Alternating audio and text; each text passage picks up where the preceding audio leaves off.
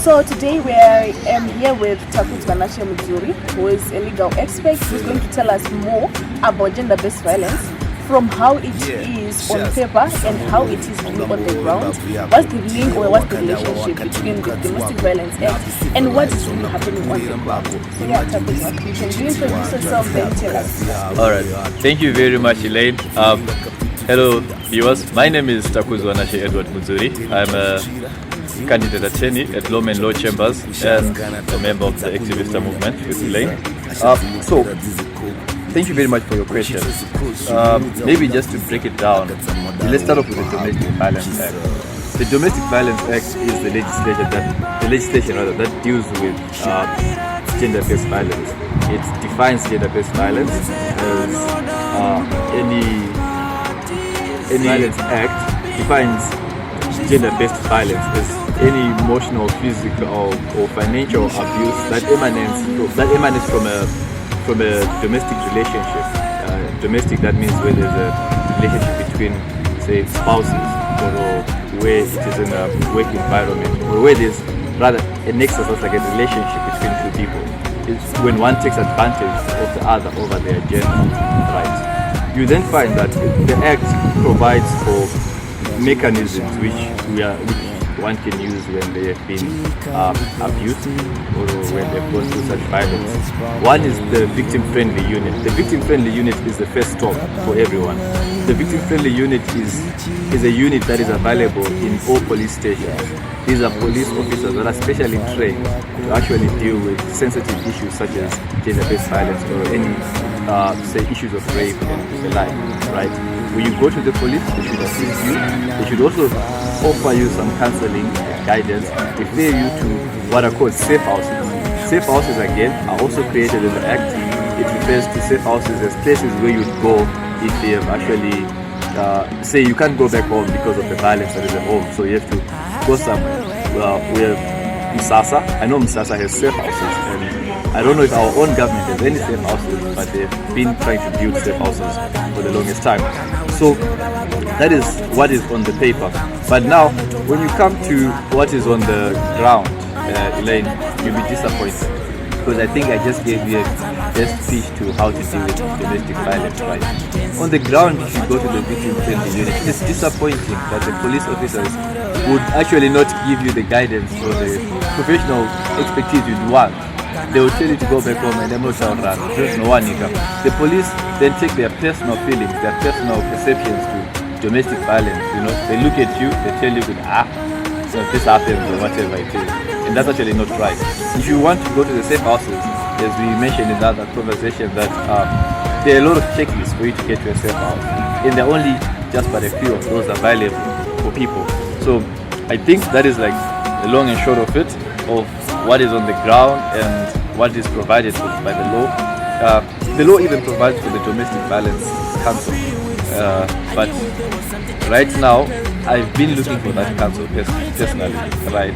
And I've been told it's been moved between ministries, and that still hasn't rotated, right? And you ask yourself, where's the council? The council should have different ministries, from the Ministry of Police, Education, Social Services, like all of them, to come up, and even church members and community members, to come up with a comprehensive, mechanism to eradicate gender-based violence. But there's not going on. So yeah, I mean, that is what it is. Okay, so now then, can you kind of give a brief explanation around, because I know the Act has a certain clause that talks about like the wealth, how the properties are then divided. In which case does the property get to be divided on, and in which case does maybe one spouse gets to take everything or the other one has to leave everything? In which way? Because I know there are cases where people say, no, my friend, I'm half. Then Monza akatora zvese, but Monza akazvisiya zvese. So what will be really happening? Because alright, no, thank you very much for that question. It's an interesting question, brother. Let me start off from saying this. In Zimbabwe, when people are married, and mind you, there's a new marriage act that just came up, that was just enacted into law. In Zimbabwe, when you're married out of community of property. Right? What that means is that Usamurove the husband keeps his property, the wife keeps her property. But the Matrimonial Clauses Act then says that when you are divorcing, right, his property, her property should be taken together into their property, and then you share that property. Right? Then you share that property between them, depending on the contributions they made and how they actually the duration of the marriage. The interesting part is that, and which I think is actually important for our listeners, is the Marriage Act introduces what we call civil partnerships, and the civil partnerships are also given the same property rights. They're not like property rights, to be honest, but they're like they're personal rights to property, not real rights to property. Yes. So you have a personal right to claim someone's property when you divorce, because it's saying that you accumulated something. There's unpaid care. I'm doing the ironing and the whatever, and you are going to work, right? The ironing and the cooking and whatever. The ironing and the cooking, and you're going to work.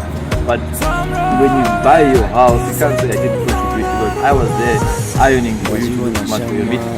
Right? So I deserve something from that same property. That is what. So when you divorce, you share. But during your marriage, it is his because it is his property. He has bought it. His name is his. Right? But when you are divorcing, the Matrimonial Clauses Act then says, come, bring everything into one place. Let's share this. The kids, we have to look at how are they going to benefit. Yeah, but it's quite interesting, and it's an interesting area of the law when it comes to property succession. When people are divorcing, find also the other person. But yeah, so.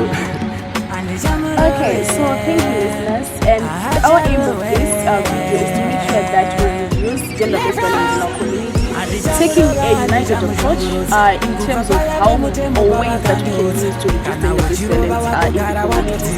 And it is our hope that we can be able to end gender-based violence and acting in one voice and one accord so that we end gender-based violence. Hashtag end gender-based violence now.